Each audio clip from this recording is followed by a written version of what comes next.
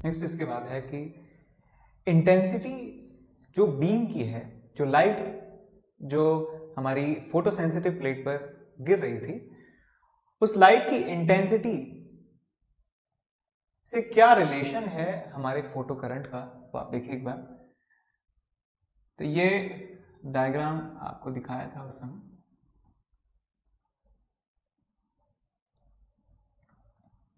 और यहां से एक लाइट बीम कह सकते हैं कि लाइट यहां से इंसिडेंट होती है और इस प्लेट पर आके वो गिरती है।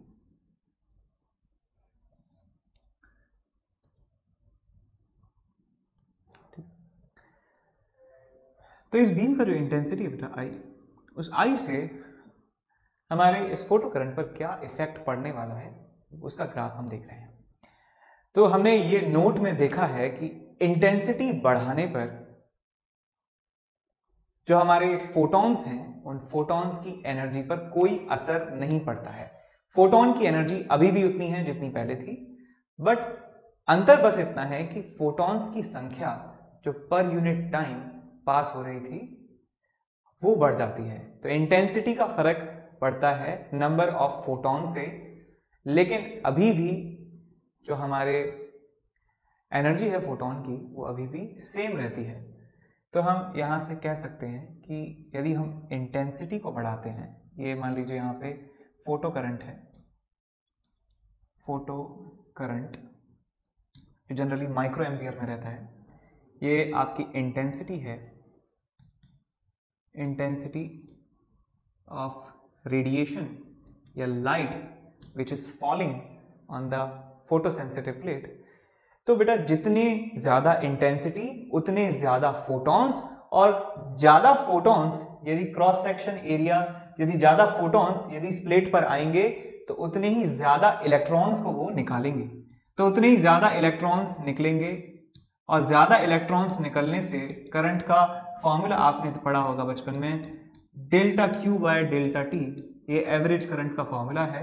तो यदि number of charge particles passing through that area per unit time यदि इंक्रीज होंगे तो डेल्टा क्यू के बढ़ने से करंट जो है वो भी आपका बढ़ जाएगा।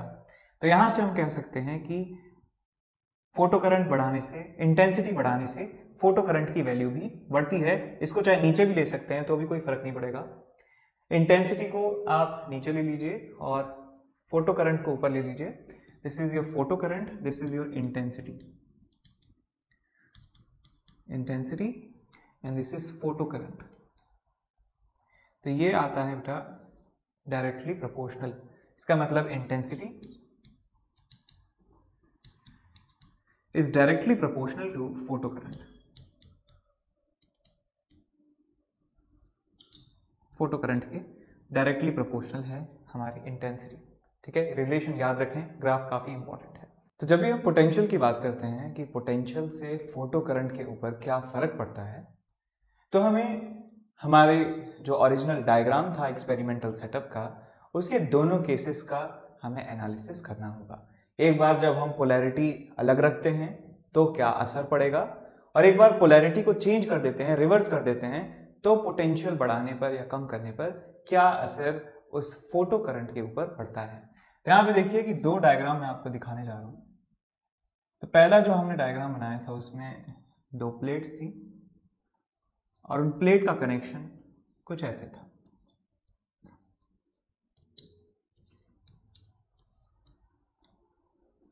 ये प्लस और एक माइनस।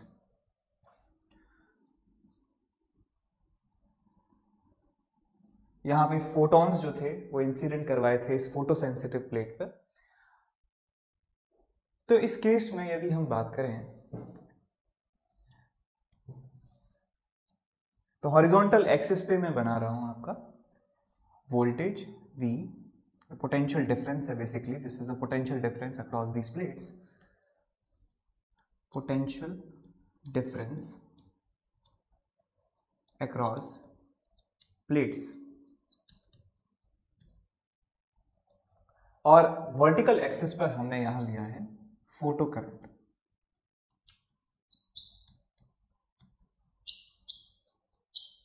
Photo current. तो यदि V की वैल्यू 0 हो जाती है यदि ये वोल्टेज यदि हम 0 के बराबर अप्लाई करें, कोई बैटरी ही ना हो, तो भी यहाँ इस प्लेट से निकलने वाले इलेक्ट्रॉन्स जो हैं वो कुछ इलेक्ट्रॉन्स तो इस तरफ जाएंगे ही जाएंगे। यदि यहाँ से निकले हैं, सामने एक प्लेट रखी है, तो हो सकता है कि बहुत सारे में से कुछ थोड़े से इलेक्ट्रॉन्स जो हैं, ये फोटो इलेक्ट्रॉन्स इस प्लेट पर आके गिरें। बहुत कम उनका अमाउंट होगा, लेकिन कुछ ना कुछ होगा। तो कुछ ना कुछ इलेक्ट्रॉन यदि पहुंचेंगे तो इस सर्किट जो है कंप्लीट हो जाएगा। करंट की जो डायरेक्शन है वो इस डायरेक्शन में मान ली जाएगी, इस डायरेक्शन में करंट माना जाएगा, opposite to the flow of electrons. तो हम कह सकते हैं कि यदि V की वैल्यू 0 है, यदि V की वैल्यू 0 है तो करंट की वैल्यू कुछ ना कुछ तो रही होगी। अब जैसे जैसे वोल्टेज की वैल्यू बढ़ाते जाते हैं, वोल्टेज की वैल्यू बढ़ाते जाते हैं, तो यहां जो इलेक्ट्रॉन्स हैं वो तेजी से निकल के उस सामने वाली प्लेट पर पहुंचने लगते हैं। तो जो करंट की जो वैल्यू है वो इंक्रीज हो जाती है, बिकॉज वहां पे पहुंचने वाला जो चार्ज है वो थोड़ा सा बढ़ जाता है, क्योंकि पहले जो चार्ज था वो बाकी चार्जेस की वजह से हिंडर हो रहा था, अलग अलग डायरेक्शन में जा रहा था। लेकिन अब यहाँ पे वोल्टेज लगाने की वजह से क्या होगा कि यहाँ पर नेगेटिव चार्ज प्रोड्यूस होगा और यहाँ पे एक पॉजिटिव चार्ज प्रोड्यूस होगा, और जो इलेक्ट्रॉन्स इधर उधर जा रहे हैं वो अब एक स्ट्रीम लाइन में फ्लो होने लगेंगे। तो करंट की जो वैल्यू है बेटा वो थोड़ी सी बढ़ जाती है, और एक इंस्टेंट के बाद एक करंट की जो वैल्यू है वो कांस्टेंट हो जाती है। कांस्टेंट होने का रीजन ये है बिकॉज सारी चार्जेस जो हैं, सारे जो इलेक्ट्रॉन्स निकल रहे हैं वो वहां पर पहुंच ही रहे हैं, कोई नए इलेक्ट्रॉन्स हमारे पास नहीं आ रहे हैं, क्योंकि इलेक्ट्रॉन्स का जनरेशन किसकी वजह से है? फोटॉन्स की वजह से। अब फोटॉन्स में जब तक हम कोई चेंज नहीं करेंगे तब तक यहां से निकलने वाले इलेक्ट्रॉन्स के साथ कोई भी बदलाव नहीं आने वाला है। तो जितने इलेक्ट्रॉन्स यहां से निकल रहे हैं वो वहां पर पहुंच रहे हैं, तो करंट में और फर्दर इंक्रीज नहीं होता है, और इस वैल्यू ऑफ करंट को हम सैचुरेशन करंट कहते हैं। यहां पे जो वैल्यू होती है करंट की उसको सैचुरेशन करंट कहा जाता है, सैचुरेशन करंट। तो ये ग्राफ हमें मिलता है करंट का वर्सेस वोल्टेज का। अब इसमें दूसरा केस ये है कि यदि हम इस बैटरी की पोलैरिटी को रिवर्स कर दें, बैटरी की पोलैरिटी रिवर्स कर दें, इसका मतलब क्या है कि ये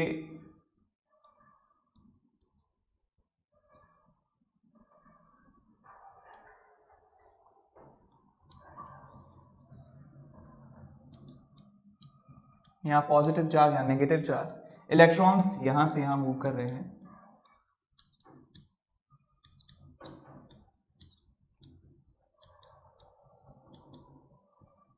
अब पॉजिटिव चार्ज यहाँ लगाने की वजह से, बैटरी का पॉजिटिव टर्मिनल यहाँ कनेक्ट करने की वजह से यहाँ पे कुछ पॉजिटिव चार्ज आएगा, बैटरी का नेगेटिव टर्मिनल यहाँ लगाने की वजह से यहाँ पे आपको थोड़ा सा नेगेटिव चार्ज मिलेगा।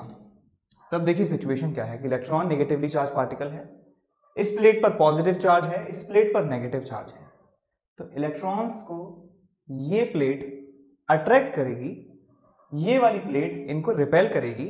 इलेक्ट्रॉन्स के पास जो वेलोसिटी है वो आगे की तरफ है, इलेक्ट्रॉन्स का मोशन आगे की तरफ था, और ये जो प्लेट्स हैं इनको पीछे की तरफ पुश करने की कोशिश कर रही हैं। इलेक्ट्रॉन्स का मोशन है इस तरफ, और इलेक्ट्रॉन्स के ऊपर जो फोर्स है बेटा इस तरफ लग रहा है। और आप जानते हैं, आपने 11th क्लास में पढ़ा होगा कि यदि वेलोसिटी और फोर्स की डायरेक्शन ऑपोजिट होती है तो वहां पे रिटार्डेशन होता है। तो ये जो इलेक्ट्रॉन्स हैं ये रिटार्ड होते हैं, रिटार्ड होते हैं ये इलेक्ट्रॉन्स, और इलेक्ट्रॉन्स रिटार्ड होंगे तो इलेक्ट्रॉन्स उस प्लेट पर कम पहुंचेंगे, बिकॉज ये प्लेट जो है वो इसको रिपेल कर रही है। तो करंट की वैल्यू भी सब्सिक्वेंटली डिक्रीज होने वाली है, सब्सिक्वेंटली करंट की वैल्यू डिक्रीज होने वाली है। तो हम यहाँ पे ग्राफ में देख सकते हैं कि ये वाला पोटेंशियल डिफरेंस इस तरह था, इसको हमने पॉजिटिव पोटेंशियल डिफरेंस माना है, हमने पोलैरिटी बदल दी तो इस पोटेंशियल डिफरेंस को हम नेगेटिव मानेंगे, तो हमारा जो ग्राफ है वो लेफ्ट डायरेक्शन में हम बनाएंगे। तो आपको इस ग्राफ में मिलने वाला है कि यदि हम ऑपोजिट डायरेक्शन में पोटेंशियल लगाएंगे तो हमें ग्राफ मिलता है ऐसे, इस तरीके से ग्राफ आपको मिलता है। और एक सर्टेन वैल्यू पर फोटो करंट की वैल्यू 0 हो जाती है, फोटो करंट की वैल्यू 0 हो जाती है, और इस वैल्यू ऑफ वोल्टेज को हम कहते हैं स्टॉपिंग पोटेंशियल, इसको कहा जाता है। सो वी नॉट क्या है यहाँ पे? Stopping potential.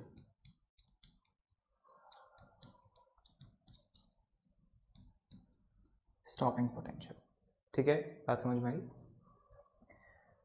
अब इसके बाद एक और है हमारे पास चीज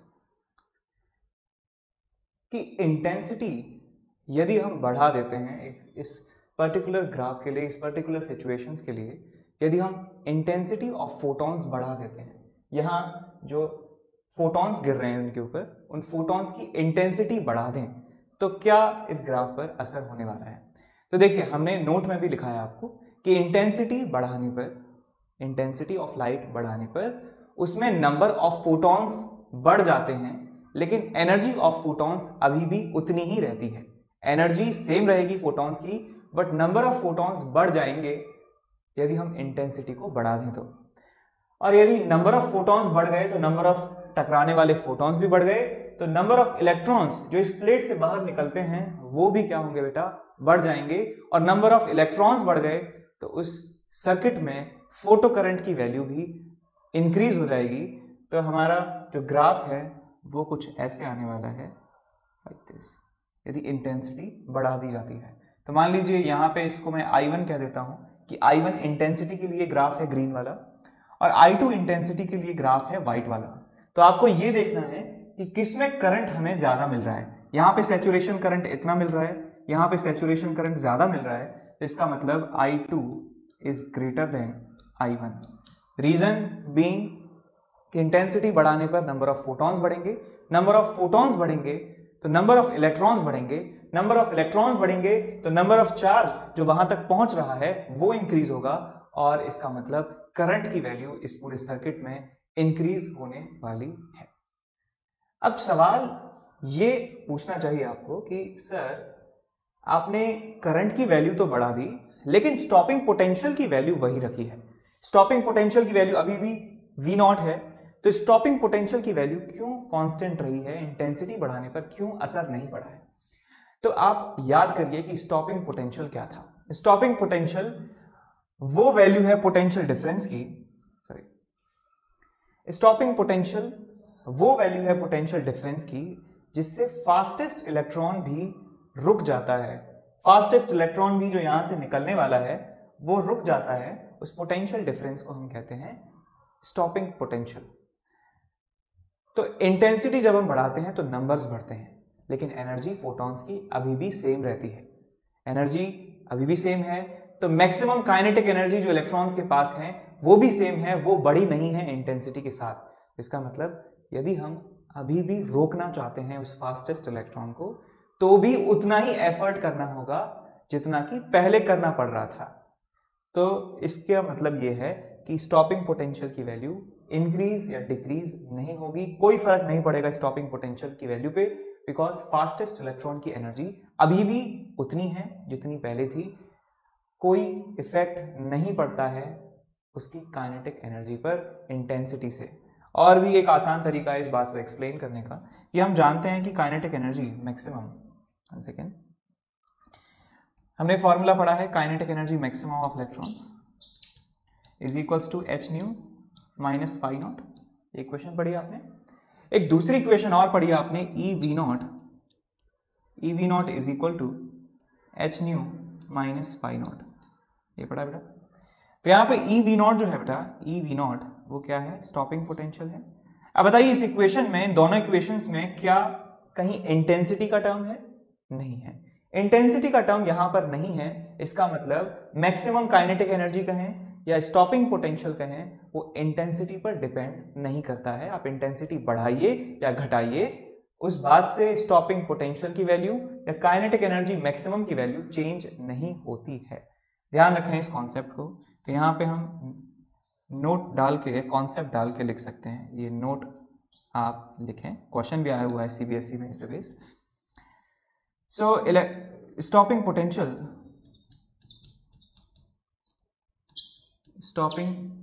potential does not depend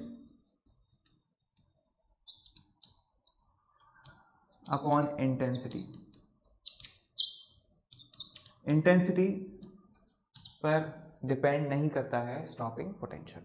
तो अब हम समझने जा रहे हैं कि फ्रीक्वेंसी का क्या असर पड़ता है फोटो करंट पर, कि फ्रीक्वेंसी यदि बढ़ाएंगे तो हमारा जो ग्राफ था I और V का, उस पर क्या असर पड़ेगा उसको देख लेते हैं।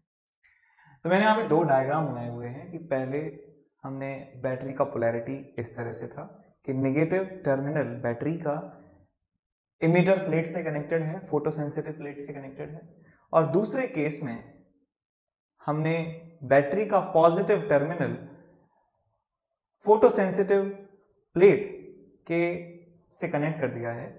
तो इस वाले केस में आप जानते हैं कि जो हमारे इलेक्ट्रॉन्स हैं वो इस डायरेक्शन में मूव करते हैं, तरीके से कह सकते हैं एक्सेलरेट होते हैं, और इस वाले केस में जो हमारे इलेक्ट्रॉन्स हैं वो रिटार्ड होते हैं, उनका जो फ्लो है वो रुक जाता है और यहाँ पे फ्लो जो है वो बन रहा है। तो फ्रीक्वेंसी ऑफ फोटोन से हम रिलेशन जानना चाहते हैं। तो मान लीजिए कि एक पर्टिकुलर फ्रीक्वेंसी पे हमने ग्राफ तो ये देखा ही है अभी तक, ये इस तरीके से ग्राफ जो है वो आपको मिलता है, राइट, इस तरह से ग्राफ आपको मिलता है। अब फॉर्मूला देखिए यहां से कि e V naught is equal to H nu minus phi naught. ये इक्वेशन आपने पढ़ रखी है। यहाँ पे वी नॉट जो है वो स्टॉपिंग पोटेंशियल है, न्यू जो है वो फ्रीक्वेंसी है आने वाले फोटोन की, और फाई नॉट जो है वर्क फंक्शन है जो मटेरियल स्पेसिफिक होता है। इसकी वैल्यू को कोई चेंज नहीं कर सकता है, ये फिक्स्ड है। एच जो है वो फिक्स्ड है, ई जो है वो फिक्स्ड है। तो इसका मतलब वी नॉट और न्यू में क्या रिलेशन हुआ कि यदि न्यू की वैल्यू हम बढ़ा देते हैं, न्यू की वैल्यू यदि बढ़ा देते हैं तो वी नॉट की जो वैल्यू है वो भी बढ़ जाएगी, मैग्नीट्यूड जो है स्टॉपिंग पोटेंशियल का बढ़ जाएगा। और इसके पीछे बैकग्राउंड में क्या लॉजिक है इसके पीछे वो भी सुनेंगे कि जब हम फ्रीक्वेंसी बढ़ाते हैं फोटोन की तो फोटोन की एनर्जी ज्यादा होती है, एच न्यू फोटोन की एनर्जी, तो न्यू ज्यादा, फ्रीक्वेंसी ज्यादा, तो फोटोन की एनर्जी ज्यादा। फोटोन की एनर्जी ज्यादा है तो इस प्लेट से निकलने वाले इलेक्ट्रॉन की एनर्जी भी ज्यादा मिलने वाली है। तो ज्यादा एनर्जी के साथ यदि इलेक्ट्रॉन बाहर निकलेगा तो उसको रोकने के लिए उतने ही ज्यादा एफर्ट हमको करने पड़ेंगे, उसको रोकने के लिए उतना ज्यादा स्टॉपिंग पोटेंशियल हमें लगाना होगा। That's the logic behind this. तो इसका मतलब फ्रीक्वेंसी यदि हम बढ़ाएंगे तो स्टॉपिंग पोटेंशियल जो है वो बढ़ जाएगा, मैग्नीट्यूड बढ़ जाएगा। तो ये ग्राफ आपको मिलने वाला है कुछ इस तरीके से, लाइक दिस हमें ग्राफ मिलता है बेटा। ये बाद में जो है ये एक हो जाते हैं, ठीक है। तो यदि यहाँ पे मैं मान लेता हूँ कि V नॉट 1 और यहाँ पे V नॉट 2, तो इसका मतलब यहाँ पे फ्रीक्वेंसी न्यू 1 और यहाँ पे फ्रीक्वेंसी न्यू 2। तो आप बता सकते हैं कि कौन सी फ्रीक्वेंसी ज्यादा है? यस, तो क्लियरली यहाँ पे बता सकते हैं that new 2 is greater then new 1। Frequency बढ़ाने पर स्टॉपिंग पोटेंशियल का जो मैग्नीट्यूड है वो बढ़ जाता है, ठीक है। अब जितने भी हमने यहाँ पे वेरिएशन देखे हैं अभी तक उन सबको एक बार रिवाइज कर लेते हैं कि फोटो इलेक्ट्रिक इफेक्ट में है कौन कौन सी बातें।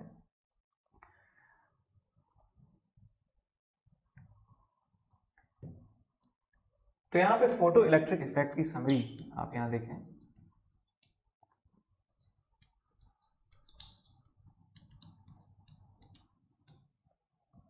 तो सबसे पहला जो पॉइंट है वो है आपकी Einstein's equation.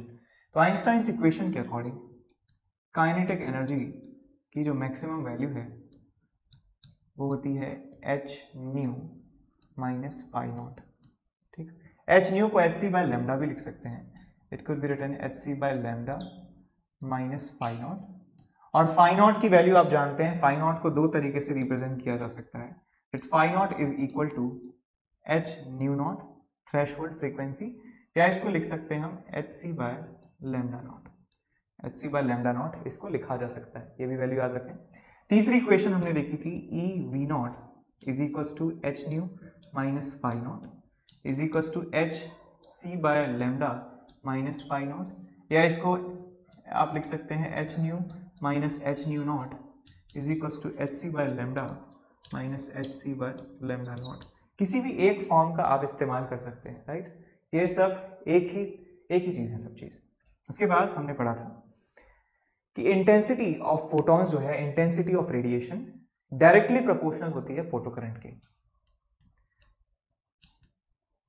Intensity is directly proportional to photo current,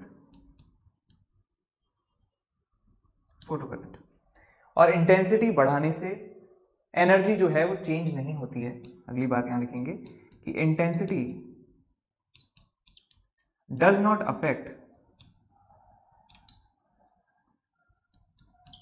affect kinetic energy maximum और वी नॉट स्टॉपिंग पोटेंशियल पे कोई भी असर वो नहीं डालती है। ठीक बात। उसके बाद आगे फ्रीक्वेंसी जो है, फ्रीक्वेंसी ऑफ फोटोन को यदि आप बढ़ा देते हैं तो स्टॉपिंग पोटेंशियल का जो मैग्नीट्यूड है वो बढ़ जाता है। तो यहां पे लिखेंगे मैं magnitude of stopping potential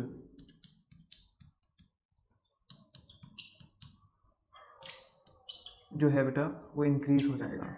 magnitude of stopping potential will increase. और फ्रीक्वेंसी से क्या क्या फर्क पड़ने वाला है?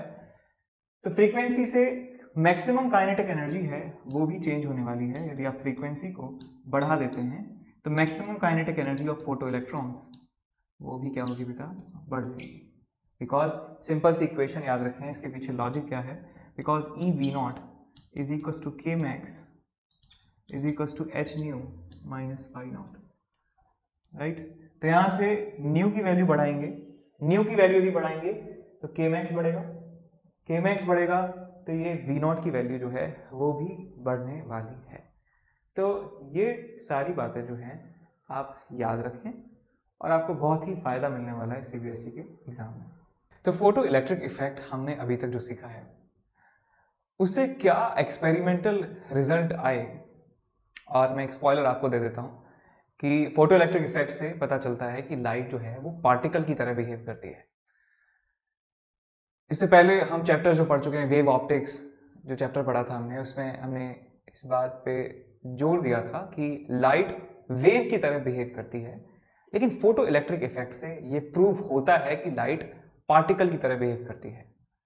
तो हम देखते हैं कि फोटो इलेक्ट्रिक इफेक्ट क्या इस क्लेम में हेल्प करता है कि लाइट पार्टिकल है। तो सुनिए,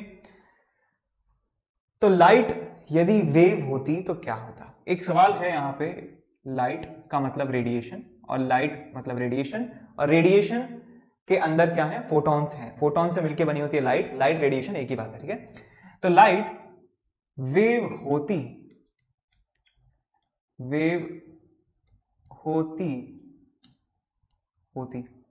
तो क्या होता, तो क्या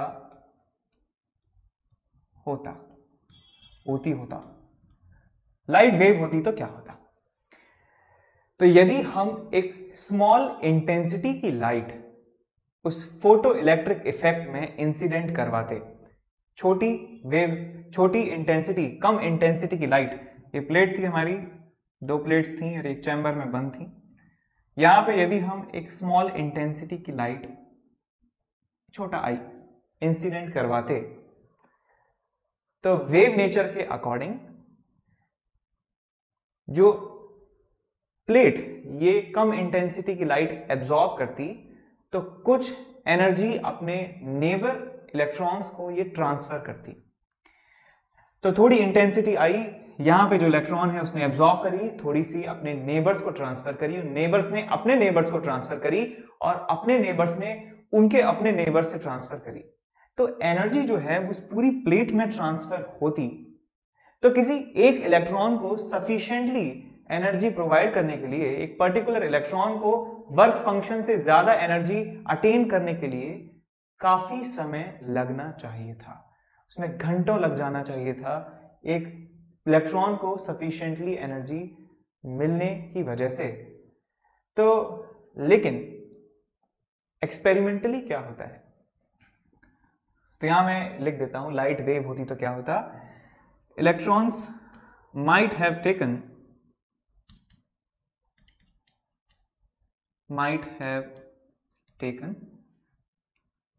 hours to eject, रीजन मैंने बता दिया है, नोट्स में आपको मिल जाएगा। लेकिन एक्सपेरिमेंटल क्या हुआ, एक्सपेरिमेंट से क्या हुआ, एक्सपेरिमेंट क्या कहते हैं, क्या कहते हैं, एक्सपेरिमेंट क्या कहते हैं। तो एक्सपेरिमेंट में जब इंटेंसिटी को कम या ज्यादा करते हैं तो इलेक्ट्रॉन्स बिना किसी टाइम स्पेंड किए ऑलमोस्ट इंस्टेंटेनियसली वो इस प्लेट से बाहर निकल जाते हैं। यदि हमने फ्रीक्वेंसी उस वेव की फ्रीक्वेंसी उस फोटोन की अप्रोप्रिएट रखी है, थ्रेशोल्ड से ज्यादा रखी है, तो भले ही चाहे लो इंटेंसिटी की लाइट यदि हम उस पर गिराएं, इलेक्ट्रॉन्स जो है वो ऑलमोस्ट इंस्टेंटेनियसली बाहर वहां से निकल जाते हैं। Even low intensity light, even low intensity light with appropriate with nu greater than nu naught eject electrons almost instantaneously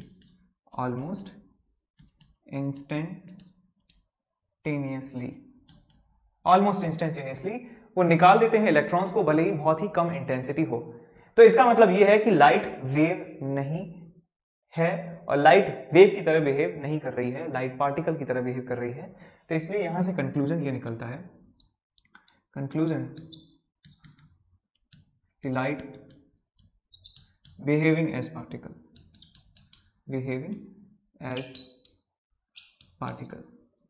तो पहला क्लेम है ये कि ऐसा होना चाहिए था यदि वेव होती तो, लेकिन ऐसा हुआ तो इसका मतलब है कि लाइट जो है वो पार्टिकल की तरह यहां पे बिहेव कर रही है। दूसरा मैं आपको कारण बताता हूं, दूसरा कारण क्या है कि वेव यदि लाइट होती तो क्या होता। तो यदि हम फोटो इलेक्ट्रिक इफेक्ट वाले एक्सपेरिमेंटल सेटअप में यदि हम एक हाई इंटेंसिटी बीम वहां पे इंसिडेंट करवाएं या इंटेंसिटी की वैल्यू हम बढ़ा दें, इंटेंसिटी की वैल्यू बढ़ा दें, तो वेव यदि होती तो इंटेंसिटी बढ़ाने पर फोटॉन्स की एनर्जी बढ़ जाती। वेव में यही होता है, वेव एक कंटिन्यूअस एनर्जी का डिस्ट्रीब्यूशन होता है और वेव की जो एनर्जी है वो फ्रीक्वेंसी पे डिपेंड करती है। तो वेव की एनर्जी, इंटेंसिटी और जो है उसकी एनर्जी वो आपस में डिपेंडेंट रहती है। तो इंटेंसिटी बढ़ाने पर एनर्जी ऑफ फोटॉन्स इंक्रीज होंगे, तो एनर्जी ऑफ फोटोन इंक्रीज होगा तो एनर्जी ऑफ इलेक्ट्रॉन्स जो वहां से निकल रहे हैं फोटो सेंसिटिव प्लेट से, उनकी एनर्जी भी बढ़नी चाहिए थी। तो यहाँ पे क्लेम है हमारा कि इंटेंसिटी बढ़ने पर कि इलेक्ट्रॉन्स की जो काइनेटिक एनर्जी है वो बढ़नी चाहिए थी। लाइट यहाँ पे वही है पहला वाला कॉलम कि यदि लाइट वेव होती तो क्या होता, ऐसा होना चाहिए था। इंटेंसिटी बढ़ाने पर काइनेटिक एनर्जी की maximum value of photo electrons increase होना चाहिए था। लेकिन एक्सपेरिमेंटली क्या होता है कि इंटेंसिटी से मैक्सिमम एनर्जी को कोई फर्क नहीं पड़ता है, जीरो इफेक्ट डालती है इंटेंसिटी, बिकॉज लाइट पार्टिकल की तरह बिहेव करती है। तो उसमें इंटेंसिटी बढ़ाने पर नंबर ऑफ फोटॉन्स बढ़ते हैं, फोटॉन्स की एनर्जी अभी भी सेम रहती है। तो यहां पे हम लिखेंगे इंटेंसिटी बढ़ाने पर काइनेटिक एनर्जी मैक्सिमम जो है नो चेंज। इसका मतलब क्या हुआ कि लाइट जो है वो पार्टिकल की तरह बिहेव करती है, लाइट बिहेविंग एज पार्टिकल, तो हम पढ़ते हैं डी ब्रॉगली हाइपोथेसिस। तो वैसे इसका नाम जो है वो प्रोनाउंस करते हैं डी ब्रू, लेकिन स्पेलिंग याद रखने में फिर मुश्किल होगी, तो इसलिए मैं इसको डी ब्रॉगली पढ़ता हूँ। मैं कौन सा मुझे आके पकड़ने वाला है वो डी ब्रॉगली, मर चुका है वो, सॉरी RIP।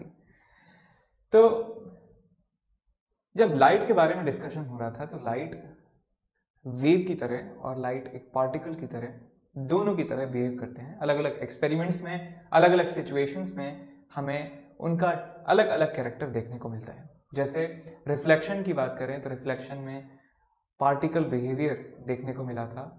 डिफ्रैक्शन, इंटरफेरेंस जैसे फिनोमेनाज में हमें वेव कैरेक्टर देखने को मिला था। कुछ एक्सपेरिमेंट्स में फोटो इलेक्ट्रिक इफेक्ट है ना, सबको पता ही है, फोटो इलेक्ट्रिक इफेक्ट से बता दिया था कि ये पार्टिकल नेचर की तरह बिहेव करता है। तो वहां से समझ में आया कि जो लाइट है वो ड्यूल नेचर शो करती है, वो पार्टिकल की तरह भी शो करती है अपने आप को और वेव की तरह भी शो करती है। तो हम कहते हैं कि वो दोनों एक साथ नेचर जो है वो एग्जिस्ट करते हैं।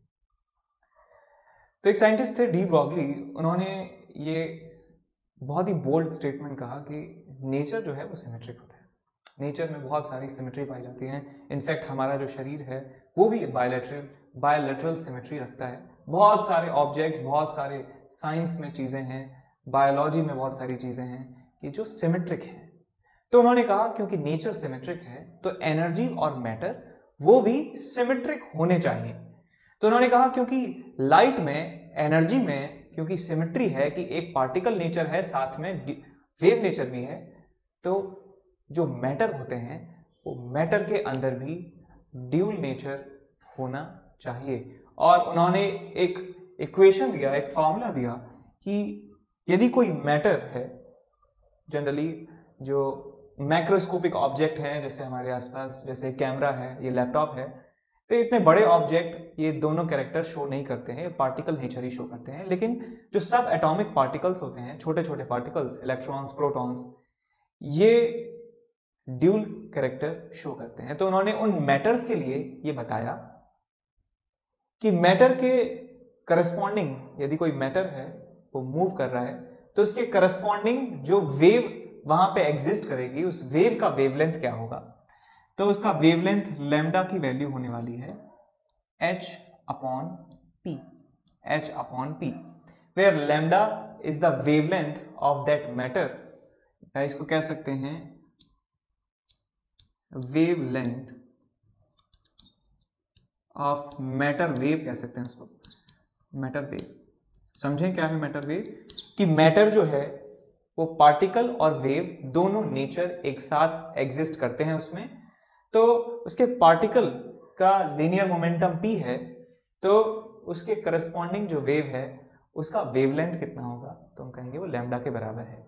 और p की वैल्यू हम m इंटू वी लिख सकते हैं बेटा, क्योंकि हम पार्टिकल और वेव दोनों नेचर्स को कंबाइन कर रहे हैं, तो हम p की वैल्यू h अपॉन m भी लिख सकते हैं। लेकिन फोटॉन्स के केस में आप ये नहीं लिख सकते, because photons are not, photons के पास जो मास है वो नहीं होता है, तो वहां पे मास नहीं लिखेंगे। लेकिन ये मैटर वेव है तो यहाँ पे h अपॉन एम वी लिख सकते हैं, h अपॉन एम वी, ठीक। और एक फॉर्मूला और जानते हैं आप कि लीनियर मोमेंटम और काइनेटिक एनर्जी के बीच में रिलेशन क्या है भाई, कि हम जानते हैं कि काइनेटिक एनर्जी जो है वो होती है p square divided by 2m, formula पढ़ा होगा। तो p की जो वैल्यू है उसको आप लिख सकते हैं p is equal to 2m into kinetic energy का अंडर रूट। तो ये p की वैल्यू आप यहां पुट कर दीजिए तो आपको मिल जाएगा h upon under root of 2m into kinetic energy, ये फॉर्मूला भी आपको मिल जाएगा। अब मान लीजिए किसी एक चार्ज पार्टिकल को हमने v पोटेंशियल डिफरेंस से एक्सेलरेट करा दिया, तो यहाँ पे हम इसको लैम्डा की वैल्यू को लिख सकते हैं h upon 2m Q V का under root, where v is potential difference through which this charge particle has been accelerated. तो ये 2m क्यू वी भी लिख सकते हैं इसको। यदि गैस की बात करें, तो गैस की जो काइनेटिक एनर्जी होती है वो 3/2 kT होती है एक गैस के मॉलिक्यूल की, तो इसको 3/2 kT भी लिखा जा सकता है।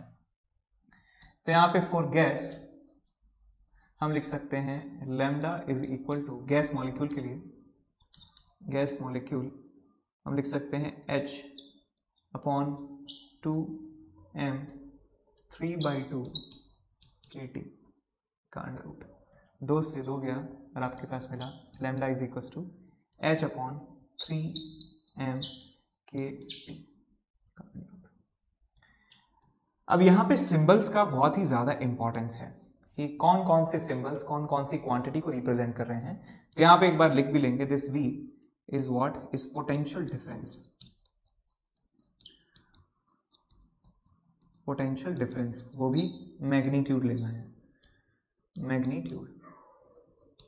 यहाँ पे जो q है दैट इज चार्ज, सबको पता है। k जो है वो बोल्ट्जमैन कांस्टेंट है, k क्या है, बोल्ट्जमैन कांस्टेंट। इसकी वैल्यू क्या होती है r अपॉन Na, याद है सबको, r is gas constant divided by Na Avogadro number, k की वैल्यू होती है।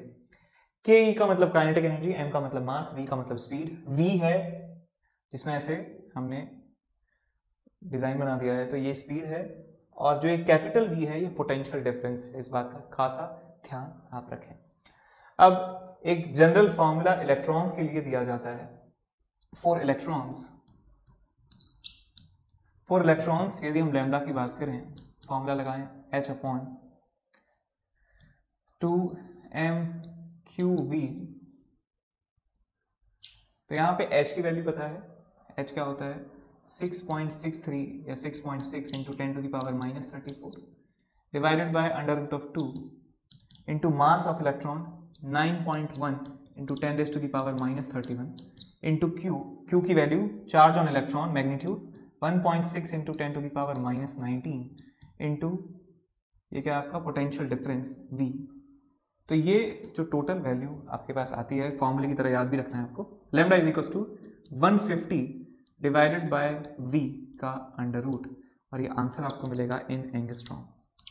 एंगस्ट्रॉम में आंसर मिलेगा 4 electrons. This result you have to remember, 4 electron only, याद रख सकते हैं।